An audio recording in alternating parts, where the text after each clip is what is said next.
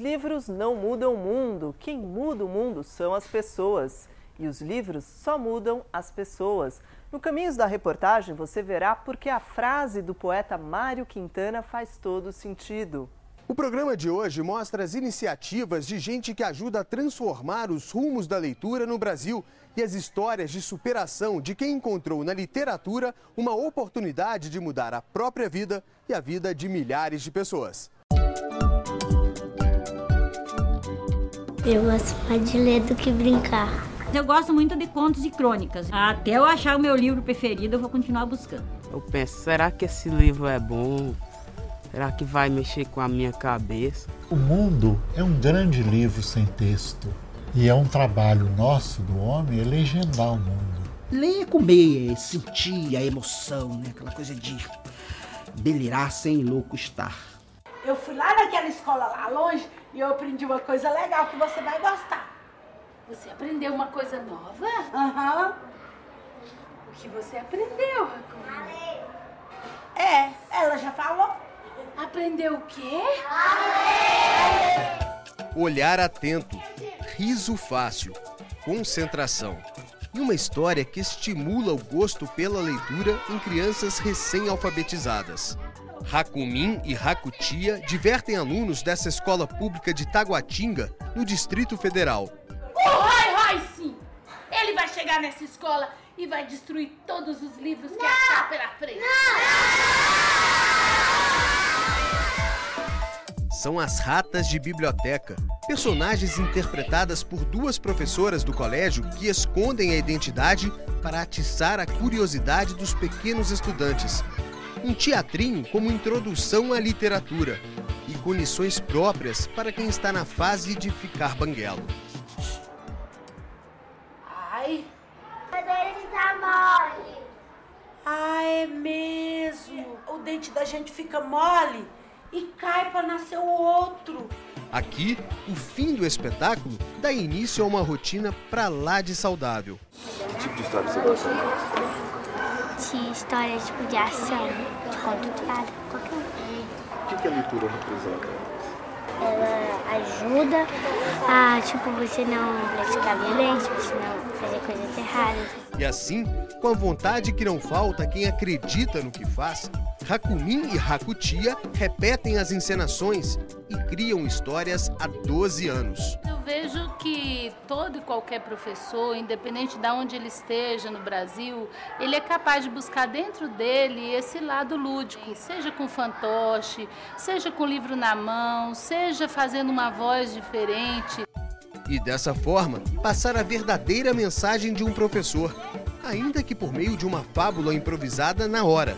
Dentro de cada sala de leitura, de cada biblioteca, tem que ter uma fada, um rato de biblioteca para tomar conta, para fazer a mediação, para fazer a criança se apaixonar pelo livro, não é, Rakumin? Cheio de rato de biblioteca para não roer os livros, mas para encantar a criança. A garra das professoras é referência para colegas que interpretam outros personagens para entreter e educar as crianças.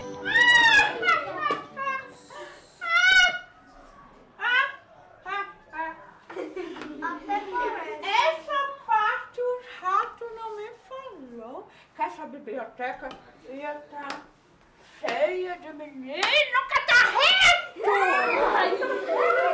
Que esse menino catarrento que tá aqui hoje, gente! Para manter viva a magia, a professora também não se identifica.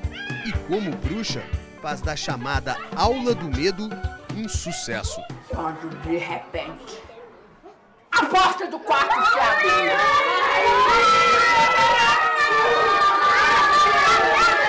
E uma voz falava assim: devolve minhas tripas, devolve meu estômago, devolve meu coração.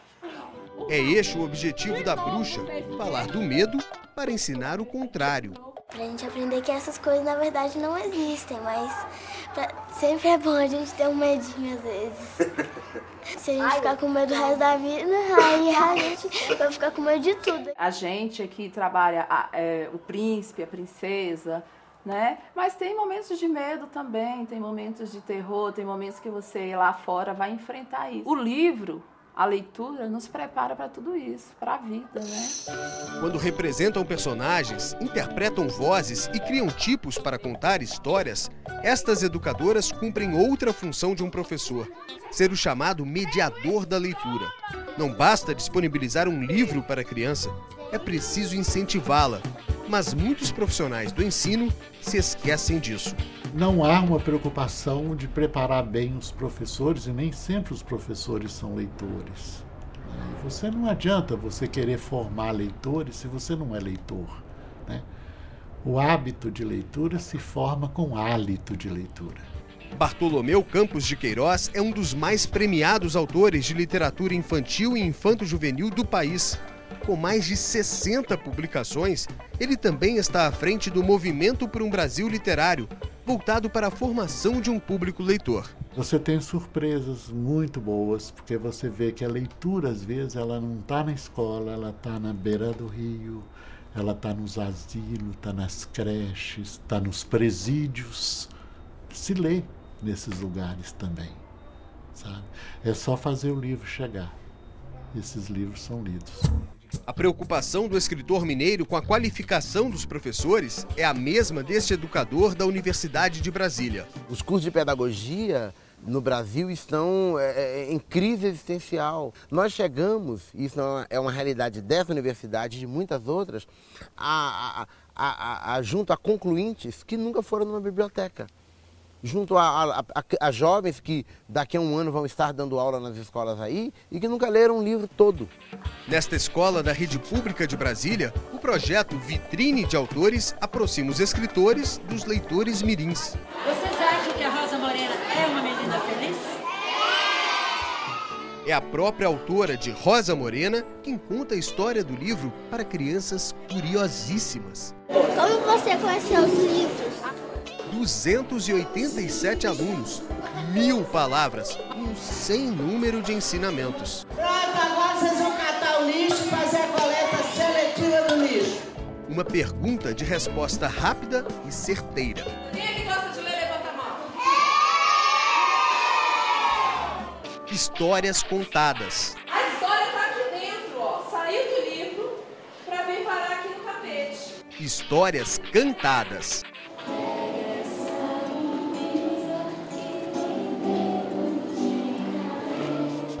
Os bichos do livro apresentados em forma de música.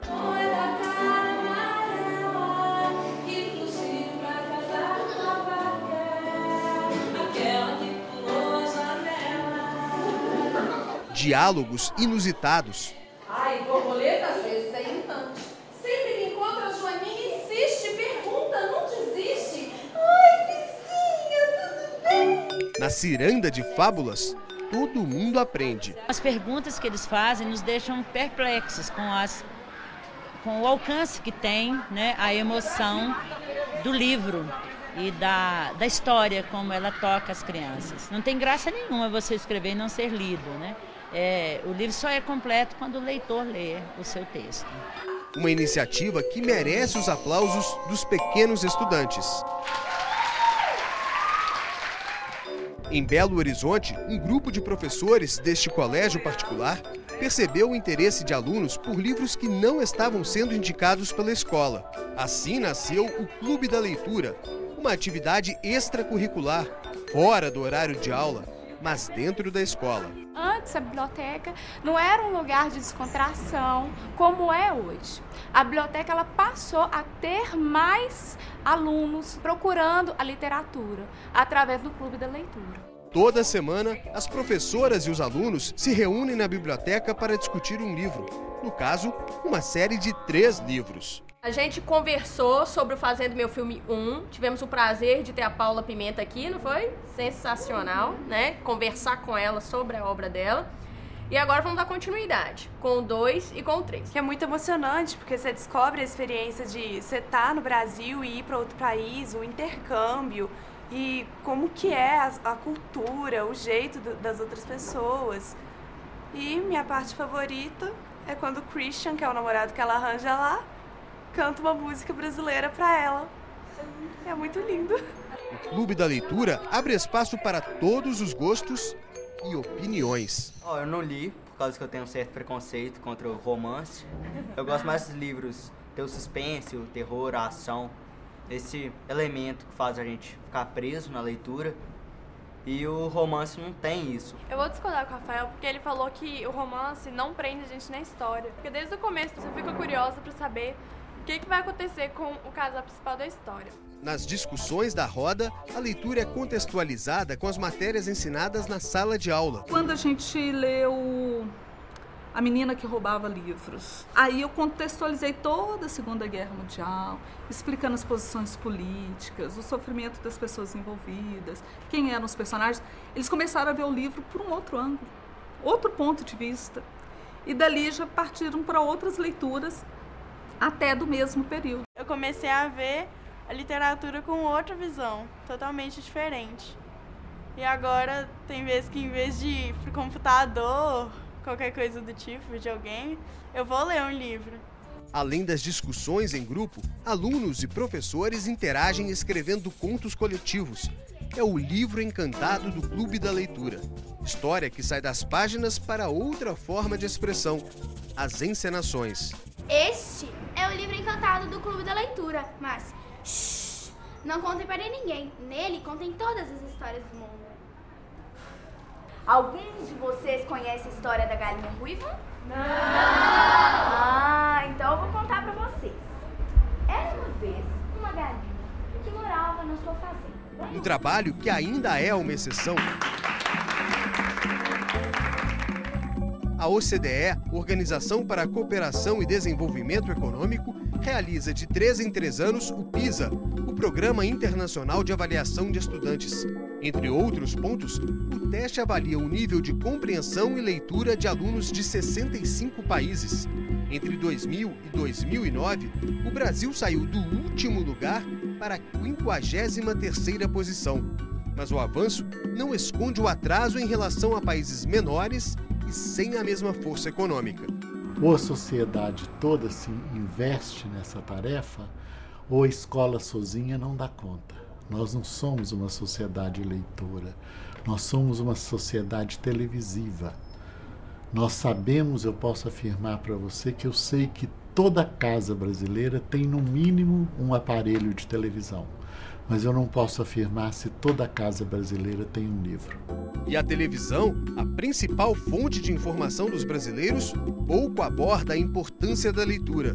Na maioria dos casos, os programas sobre literatura ficam restritos aos canais pagos e, principalmente, às TVs educativas, públicas e universitárias. Tem muito pouco espaço. A gente não encontra programas hoje nesse perfil, nesse formato, com tanto tempo dedicado à literatura.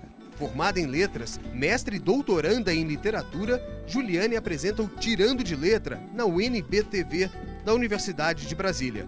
No ar ou nos estudos acadêmicos, ela sabe que o hábito da leitura não depende apenas da escola. Às vezes a escola apresenta uma literatura pesada, densa, que exige mais do aluno sem fazer a devida preparação. É a mesma coisa dentro de casa. Por que as pessoas não começam a estimular os filhos a ler desde cedo? Onde estão aqueles pais que leem as histórias para os filhos dormirem, por exemplo? Foi pensando nisso que esses pais aderiram a um projeto que consideram tão indispensável quanto o aleitamento materno. O aletramento é o Unidunilê, que reúne os responsáveis por esses coleguinhas de uma creche. A gente partiu de uma lista de indicação de melhores livros para a infância e a partir dessa lista os pais se cotizaram, compraram os livros e a gente faz essa ciranda. Os livros ficam no chão como se fossem brinquedos. Juntos, os pais participam. Um belo dia, Pepa andava pela rua quando de repente... O menino nem pisca e a menina logo percebe. A Pepa estava brava, não. Agora aqui, ó, o que ela vai fazer? Vai quebrar o porquinho, que era o cofrinho. Interessadas, as crianças ajudam a contar a história, com a sinceridade de sempre. E o que aconteceu com o cabelo da Pepa? Ficou feio. Não! Lá se foi o cabelão liso e sedoso da Pepa. Um projeto lúdico, feliz e que tem trazido a leitura para dentro do meu lar. Encantamento para os filhos e, por que não, para os pais também. Faz diferença para as crianças hoje em dia, exatamente é parar 5 minutos para poder prestar atenção numa coisa que não está objetivada numa tela de televisão ou na tela de um computador. É exercitar a imaginação. É o aletramento fraterno, né? O aleitamento materno, o que é? É aquela doação à mãe, né? Então, assim, isso começa, eu acho que a leitura tem que começar bem antes do berço. Eu acho que tem que começar na barriga. No próximo bloco, vamos saber por que o Museu da Língua Portuguesa em São Paulo se tornou um dos mais visitados do país e os projetos que aproximam o público da leitura.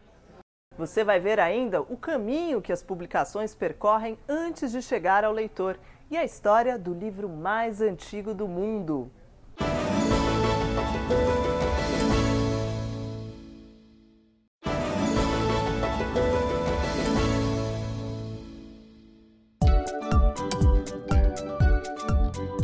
Quem é leitor nunca está sozinho. O livro é um grande amigo, um companheiro. O que eu gosto da literatura é que ela não tem idade, né? Você vive vários personagens e você consegue viajar junto com aquele livro. A literatura, na realidade, ela não é algo distante da vida, mas ela é a própria vida. Leia, leia mudar para melhor. Enquanto você não se conscientizar disso, você será escravo e não senhor de você próprio.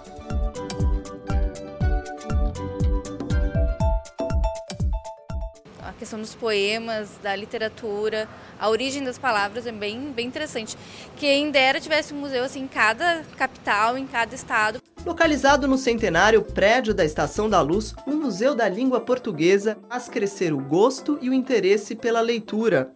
Em quase 6 anos, recebeu mais de 2,5 milhões de visitantes. A primeira importância do museu é exatamente o fato da língua portuguesa ser o elo principal da identidade cultural do povo brasileiro. No Brasil, até 1750, aproximadamente, menos de 20% da população falava português.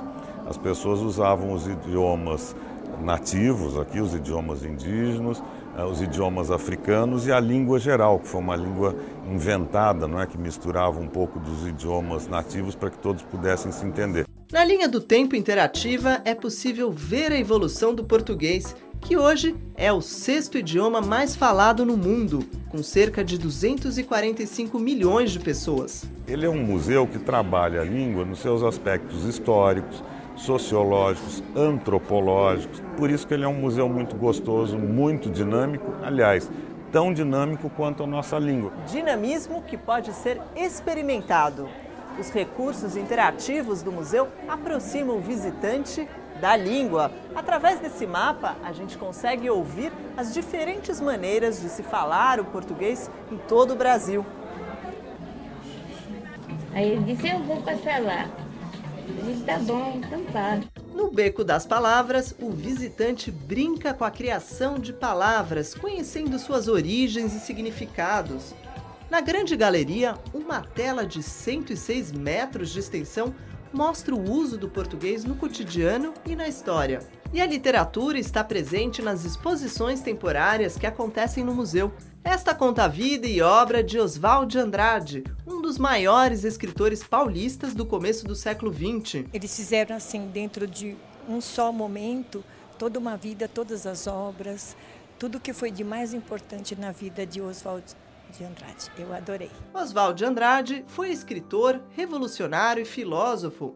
Já nos primeiros textos propõe o uso da língua longe da norma culta. Oswald tem um pensamento, vamos dizer, político sobre a língua que implica a ideia de que os erros contribuem, os chamados erros, ou seja, de que a norma culta não é a baliza para a linguagem poética, para a linguagem literária. E nada melhor do que conhecer Oswald através do depoimento da filha dele, a coreógrafa Marília de Andrade. A imagem que eu tenho do meu pai, mais do que eu lembro, é essa daqui, com esse sorriso tão espontâneo, essa comunicação tão fácil. Tarsila do Amaral, pintora do movimento modernista, casou com Oswald em 1926. o emblemático quadro Abapuru, de 1928, que em tupi-guarani significa o homem que come, inaugurou o movimento antropofágico nas artes plásticas. Ele foi pintado pela Tarsila para o aniversário do Oswald. Tarsila foi muito influenciada pelo Oswald e também ele por ela. Eu acho que foi o casal mais artisticamente mais forte, mais rico, foi Tarsila.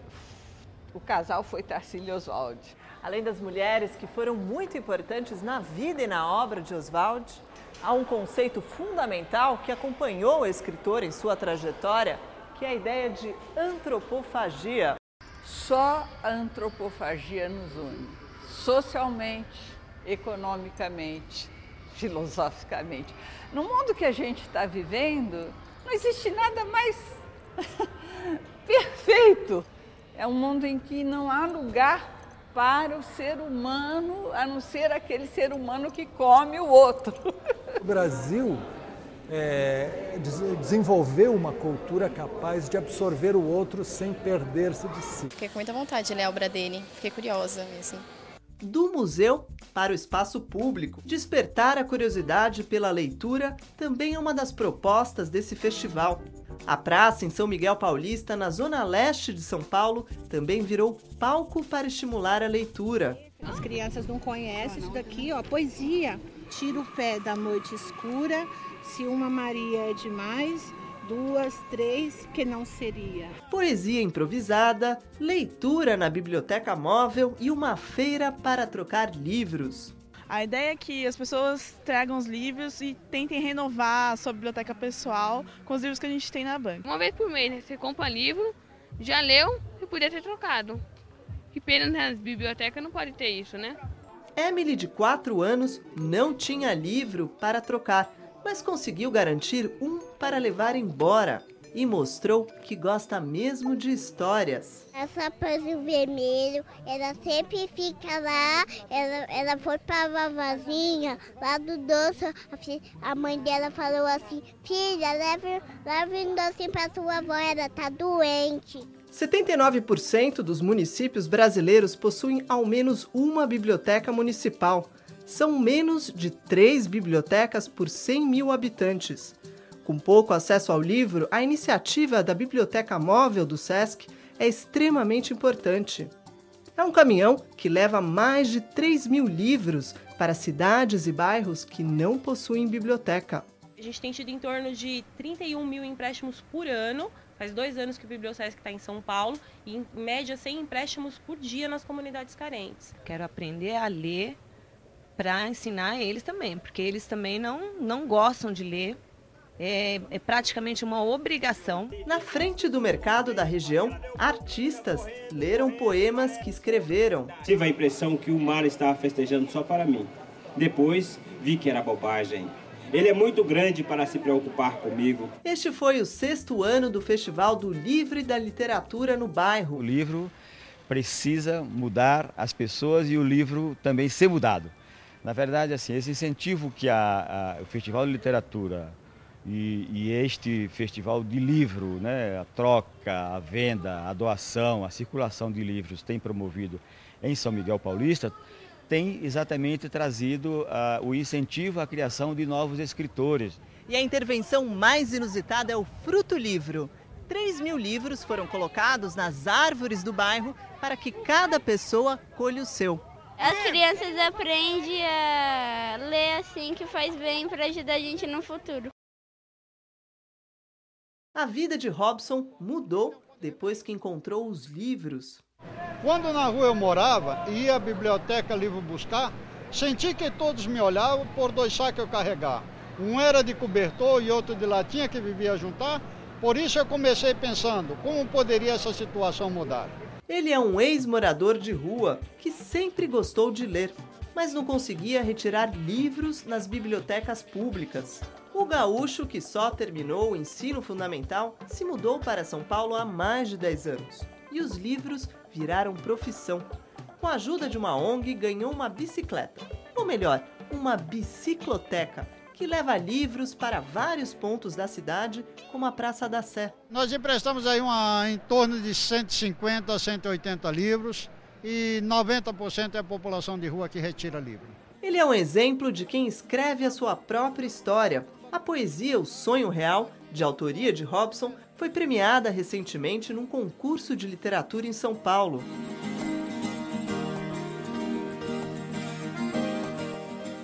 E da atualidade aos tempos mais remotos, contar histórias sempre foi uma preocupação da humanidade.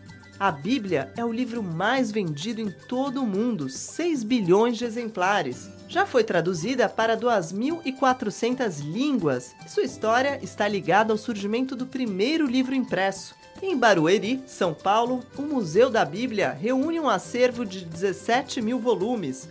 Há exemplares raros e até a menor Bíblia do mundo. No meio de tantas histórias, o que mais chama atenção aqui é essa Bíblia escrita numa única folha e que, por isso, para ler, é necessário usar essa lupa. A gente brinca dizendo que isso é coisa de serviço secreto. De fato, se a gente olha como pode caber tanta coisa num simples chip, como pode caber tanta coisa num simples cartão de celular ou num stick de memória, né? Aqui realmente houve uma superação em termos gráficos. Hoje, mais de 770 mil palavras cabem numa única folha. Mas a história da escrita e do livro mostra que demorou muito para chegar aí. Inicialmente, se usava um papel feito com fibras de uma cana, um junco, e sobre ela se escrevia com tinta extraída de plantas. Então, para preservar o texto, para que o texto chegasse a outra geração, começaram a surgir os copistas. Primeiro sobre papiros, depois sobre pergaminhos. Esse é o formato imaginado dos livros, então. No século XV, o inventor alemão Gutenberg criou a forma moderna de impressão de livros, a prensa móvel. E se no início o livro era artesanal, hoje a produção é industrial. Aqui, num dos maiores parques gráficos da Grande São Paulo, o volume diário de papel é de 80 toneladas, o que representa 150 mil livros impressos por dia. Depois da primeira prova, o livro tem um caminho a percorrer. É impresso numa chapa de alumínio e cada chapa contém 16 páginas. Todo o conteúdo do arquivo, do livro, do arquivo lá em digital, ele vai gravar na chapa de alumínio, que é um suporte de alumínio, que seria isso daqui, ó. As chapas são colocadas em 2 tipos de impressoras. Aqui é onde nasce o livro. Essa máquina dá o acabamento final, onde as páginas são coladas, ou seja, ele ganha uma forma e uma cara. Ou melhor, uma capa.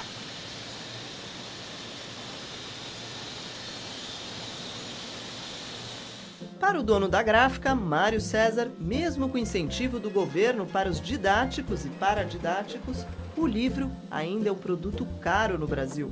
O preço do livro, entre a saída da doca da gráfica, aqui atrás, e a disponibilização dele na livraria, é multiplicado por 5 ou 6. Então, esse é o custo de distribuição da logística brasileira, que ainda é extremamente alto. Isso onera o preço do livro. Já para o diretor de marketing da Livraria Cultura, Fábio Hers, o preço do livro vem diminuindo. A boa notícia é que o livro vem com uma tendência de queda no preço desde 2004, o que acumula em torno de 34% de queda real no valor unitário do produto. Em 2010, cada brasileiro leu em média mais de 4 livros por ano. Isso refletiu nas vendas. Foram comprados 437 milhões de exemplares, só no ano passado, um aumento de 13% em relação a 2009. E o mercado de livros infantis também cresceu. O aumento de publicações foi de 87% entre 2005 e 2010. Os pais percebem a qualidade, as crianças gostam mais de ler, porque os livros são melhores, mais bonitos. E tudo contribui para que a gente para que aumente o número de livros, para que aumente o número de editoras, aumentou muito o número de editoras também, né? E as novas tecnologias prometem mudança nesse mercado. A verdade é que a gente está começando a entender um pouco o que é esse mercado digital. Os editores ainda estão experimentando com vários modelos. É o modelo de assinatura, né? Que você pode assinar uma biblioteca. Enquanto você estiver conectado à internet, você vê os livros. O outro modelo é ter o livro num aparelho, que aí depende, um tablet, né? Que aí qualquer modelo serve. E o outro modelo é você ter um aplicativo, que também pode ser via tablet. A invasão de computadores portáteis no mercado brasileiro já produz mudanças significativas, inclusive no sistema educacional. Nessa escola particular de Brasília, os tablets vão substituir os livros didáticos a partir do ano que vem. O tablet, por exemplo, é uma ferramenta. Nós não encaramos como mais do que uma ferramenta. Não há o sonho de que ele vai mudar nada, que ele vai substituir o professor, que ele vai revolucionar o ensino. Não. O professor vai continuar conduzindo a aula. Só que agora a aula dele tem limites muito maiores. Também é muito legal, né? Nós que essa geração gosta mais de informática, eletrônica, mexer numa coisa assim, viva. Em um único computador, cabem vários livros didáticos e literários, acesso a qualquer informação e até a possibilidade de mudar as páginas virtuais. Tudo ao alcance das mãos. Não importa o suporte, não importa se o texto está na tela do computador, se está no iPad, se está no iPhone, aonde que tiver esse texto. Se o texto é literário, é bom que leia em qualquer lugar. E se a tecnologia é um facilitador e uma tendência em muitos lugares do país, ela ainda não é uma realidade. Em compensação, o esforço e a criatividade de apaixonados pela literatura incentivam o hábito da leitura em borracharias, postos de gasolina e até presídios. É o que você vai ver daqui a pouco.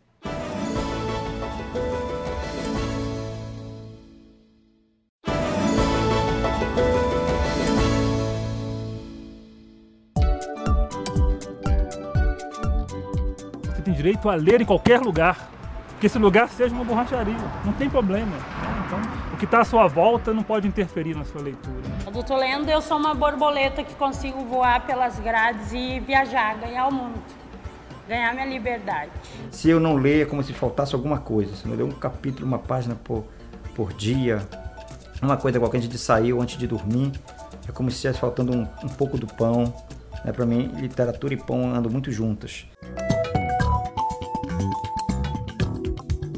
No cofre da mente estão todas as correntes da escravidão, bem como as chaves da liberdade. É uma verdade? É uma verdade. Com um olho nos livros e outro no futuro, Gleicimar e Eliani visitam a biblioteca do Presídio Feminino do Distrito Federal. Presas por tráfico de drogas, elas encontram na leitura mais do que um passatempo. A gente fica aqui dentro da cadeia, a gente pensa muita coisa ruim, assim, com a família da gente lá fora. E é uma forma também de você não se manter fora de brigas, de coisa que não presta, de estar em patotinha. Na prisão, elas aprenderam o valor dos estudos e da liberdade que ainda sonham em ter novamente. Por incrível que pareça, eu peguei esse hábito dentro da cadeia. A palavra liberta? Liberta e salva.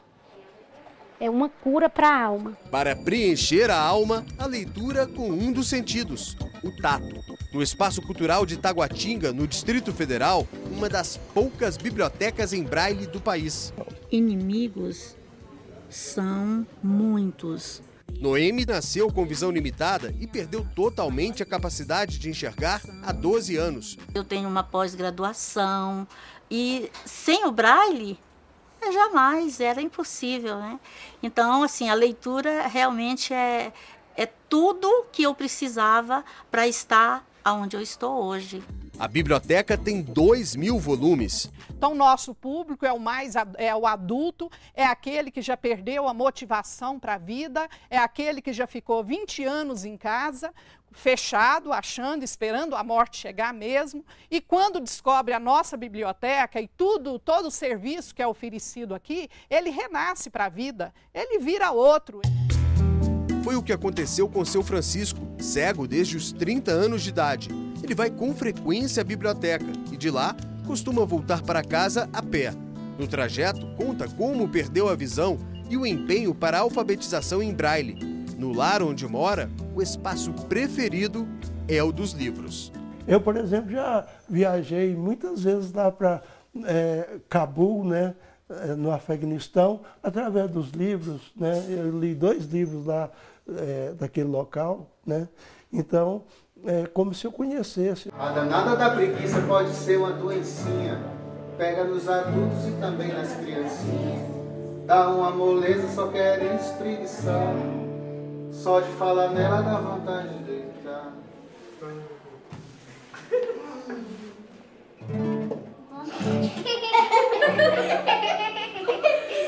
Há 5 anos, sem preguiça, este grupo se dedica a levar leitura a crianças e adultos que muitas vezes não têm acesso aos livros e a comunidades onde faltam bibliotecas. Um trabalho itinerante e permanente. Esse tripé é muito importante. Bom espaço, bom acervo e um bom mediador de leitura. Os roedores de livros, como o grupo é conhecido, têm 5 especialistas em literatura, música e educação. São ativistas da leitura. Quando as pessoas envolvidas, culturalmente já com formação mais privilegiada, se dão conta que elas podem ser agentes multiplicadores de cultura e de leitura, eu acredito muito nessas iniciativas. Um trabalho para gente de todas as idades. A interpretação ficou muito melhor e tô tirando nota boa na escola. E por que a leitura é importante? A gente aprende palavras novas, aprende mais a ortografia, aprende mais a falar palavras e a gente aprende novas histórias. Quem pode ser? Quem é que usa esta roupinha? Chapeuzinho. Chapeuzinho o quê? Falada, escrita ou cantada. O que vale é a palavra. O que cada uma pode ensinar. Sabia ela na gaiola, fez um buraquinho. E a menina que gostava tanto dos bichinhos. Eu acho importante a criança lendo um Harry Potter daquela grossura, empenhada naquilo. Que bom que aconteceu isso. Que bom que essas coisas estão chegando. Que bom que a criança tem escolha. A literatura não pode ter preconceito com nada, não. As pessoas colocam muito, por exemplo, você não lê Paulo Coelho.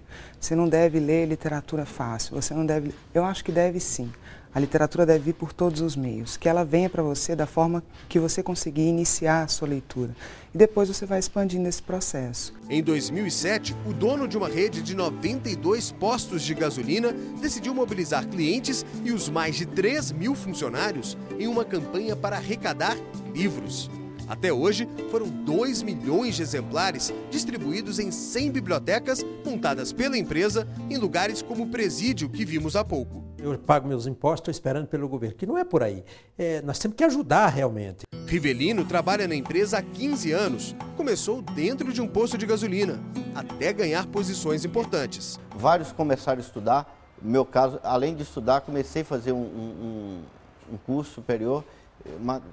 Passei no vestibular, fiz o curso de Direito, passei na prova da OAB e hoje sou advogado da empresa. O exemplo está aí, né? Uns seguiram, outros não, mas o exemplo é bom. Enquanto a iniciativa privada se movimenta, o governo promete mais recursos para estimular a leitura no Brasil. Aqueles países que enfrentam os piores indicadores de leitura também são aqueles que têm problemas sociais, né, enormes ainda. Ele diz que há projetos para desonerar o mercado editorial e baratear o livro no Brasil, hoje com preço médio de R$ 40, além de reforço no orçamento. O próprio Ministério da Cultura, nós tínhamos um investimento anual em torno de 6 milhões ano, né, em 2003, né, e esse crescimento, né, orçamentário veio acontecendo ao longo dessa década. Em 2011, né, e chegou-se a casa de 200 milhões de investimentos no ano. Antes mesmo de incentivar a leitura, o Brasil ainda tem que se preocupar com aqueles que nem podem abrir um livro. O último censo do IBGE revela que o analfabetismo caiu de 13,6% para 9,6% entre 2000 e 2010, mas a taxa continua altíssima no Nordeste. Além disso, quase 700 mil crianças de 10 a 14 anos não sabem ler e escrever. Luiz Amorim conhece bem essa realidade. Ele só foi alfabetizado aos 16 anos. O esforço foi tamanho que, depois de se tornar dono de um açougue, ele transformou o lugar em um ponto de cultura, onde os livros dividem espaço com as carnes. É carne com arte, né? Eu acho que os dois são um alimento, um para o espírito e outro para o físico, né? Eu acho que os dois combinam. No açougue cultural, ele foi responsável também pela organização da primeira Bienal do B, a poesia na rua. Platão já dizia, né? Ter um burro carregado de livro é sábio, né? Então o importante é você ler e aplicar, né? Em frente ao ponto comercial, músicos, poetas e escritores se encontraram para espalhar arte pela noite de Brasília. Coração batendo nesse peito, essa dor. Coração batendo nesse peito, essa dor. Você chega aqui e diz, me embrulha aí 10 quilos de cultura, me dá 20 quilos de cultura. É isso que faz um país, é a leitura e a escrita e a arte que forjam a identidade de um país, de um povo. Anônimos, muitos autores da capital federal tiveram a chance única de estar em contato direto com o público. O autor ele tem às vezes essa dificuldade de se encontrar com as pessoas que querem curtir a literatura. Entre shows e performances, o público se distraía em uma oportunidade rara de ver, de graça, tanta cultura. O livro é toda a arma de uma revolução maior. Avô e neto curtiram juntos a noitada de letras. O menino sabe direitinho por que a leitura é tão importante. Para aprender e não ficar burro. Concorda com ele? Com certeza. Anônimos e famosos. Vencedor de um prêmio Jabuti quando tinha apenas 21 anos, o músico e escritor Jorge Maltner literalmente deu o ar da graça. Liberdade incondicional. Tomei a liberdade de prender-me aos meus sonhos. A literatura, embora nunca, ela está mais viva que nunca. A própria imprensa é a literatura. A retórica da discussão no Congresso é literatura. É cartas de amor, tudo isso é para as pessoas se encontrarem.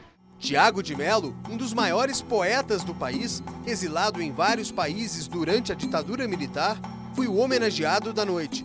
Um dia, era quase a primavera no Chile. A Cordilheira dos Andes ardendo em fogo, quiseram calar para sempre o meu coração de companheiro. Mas atravessei o incêndio e continuo a cantar publicamente. Não tenho caminho novo. O que tenho de novo é o jeito de caminhar. Quem lê não apenas sabe mais, vale mais como pessoa humana. A leitura ilumina e fortalece o espírito. Da noite para o dia, do açougue para os pontos de ônibus de Brasília. Repare na estante repleta de livros. São as paradas literárias. Principalmente quando eu estou voltando para casa, que eu pego engarrafamento, né? Estou dentro do ônibus, demora 1h30 para chegar em casa e eu aproveito e leio. Dá para quase ler o livro todo. A cada ponto de ônibus, mais livros. Um passatempo enriquecedor para quem só ficava contando as horas. A gente lê, a gente perde a hora, daqui a pouco o ônibus já está vindo. É bem mais rápido. E aí, se gostou do livro? Leva.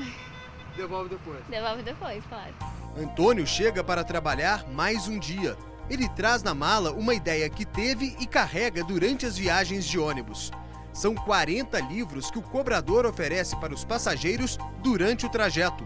Quem quiser pode levar para casa e devolver depois. Essa ideia veio para me incentivar meu filho a buscar a cultura, a leitura, porque lá no Maranhão eu não tive a oportunidade, então eu não vou deixar ele passar pela situação que eu passei lá. Cada passageiro que entra recebe o aviso. Você gosta de ler?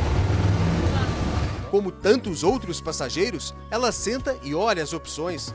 Para muitos, a jornada dentro do ônibus ficou mais prazerosa. Nem todo mundo tem um pensamento que nem ele, da cultura, infelizmente. Eu vou chegar onde eu quiser com a literatura, eu chego onde eu quiser. De Brasília a Sabará, região metropolitana de Belo Horizonte. Aqui, uma antiga borracharia virou referência na cidade. Só estudei só o primário, só.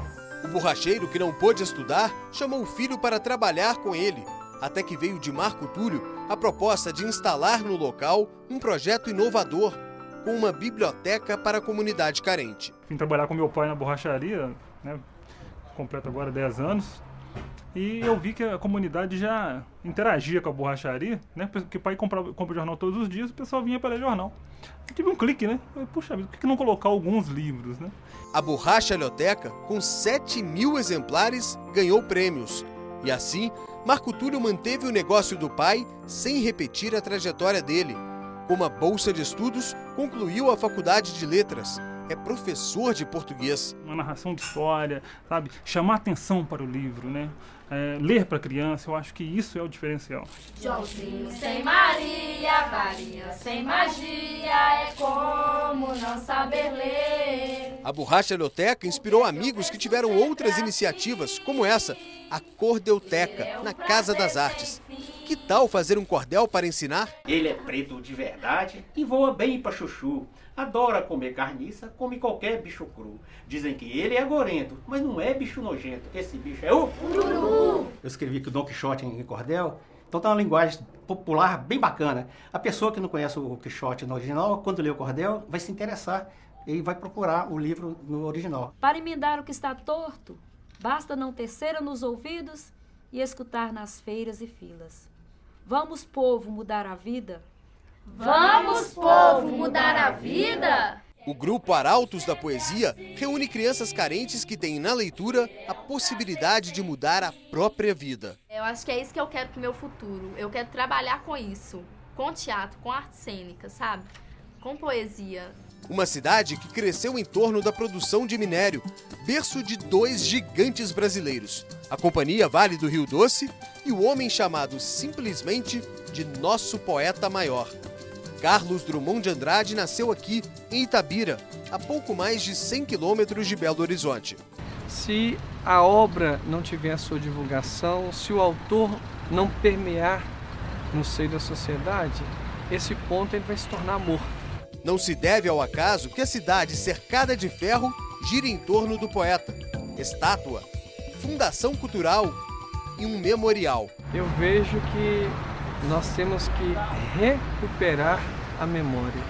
No memorial estão objetos pessoais, como a camisa da Mangueira, campeã do Carnaval Carioca com o samba enredo em homenagem a Drummond, e os 800 livros doados por ele, muitos com preciosas dedicatórias de amigos ilustres, casos de Mário Quintana, Oscar Niemeyer e Juscelino Kubitschek. Muitas vezes as pessoas assim não têm esse hábito ou não conhecem por não se darem a chance mesmo. Então a gente quer que elas conheçam um pouquinho e que no mínimo saiam daqui instigadas a abrir um livro de poesia, a ler. Nas trilhas de Itabira, o Museu de Território Caminhos Drummondianos. São 44 placas como essa que resgatam a relação de Drummond com a cidade natal e estão por toda parte. As placas foram colocadas nos locais citados pelo poeta. A ideia de um museu a céu aberto permite ao turista visitar os lugares que marcaram a infância e a adolescência de Drummond e que serviram de inspiração para ele.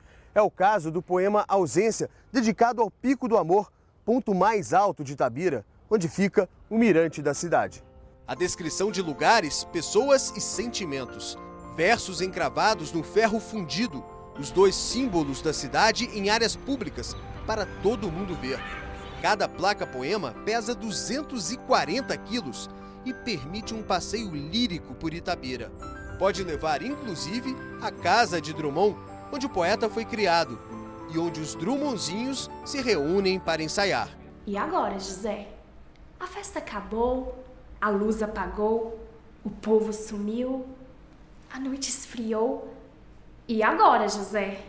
São adolescentes que têm incentivo financeiro para levar a obra de Drummond ao grande público.